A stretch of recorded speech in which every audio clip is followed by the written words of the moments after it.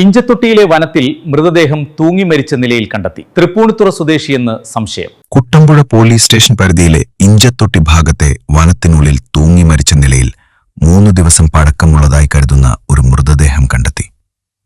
പ്രദേശവാസികൾ ശ്രദ്ധയിൽപ്പെടുത്തിയതിനെ തുടർന്ന് പോലീസും വനവകുപ്പ് ഉദ്യോഗസ്ഥരും സ്ഥലത്തെത്തി പരിശോധന നടത്തി. മൃതദേഹം തൃപ്പൂണിത്തുറ നാടാമ ലേബർ ജംഗ്ഷനിലെ കൂട്ടത്ത് ഹൌസിൽ താമസിക്കുന്ന പ്രശാന്ത് KP 37 എന്നയാളുടേതാണെന്ന സംശയമാണ് ഉയർന്നിരിക്കുന്നത്. പ്രശാന്ത് KP എറണാകുളം സിറ്റി പരിധിയിലെ ഹിൽ പാലസ് പോലീസ് സ്റ്റേഷനിൽ മിസ്സിംഗ് ആയി രജിസ്റ്റർ ചെയ്ത വ്യക്തിയാണെന്ന് പ്രാഥമികമായി കണ്ടെത്തിയിട്ടുണ്ട്.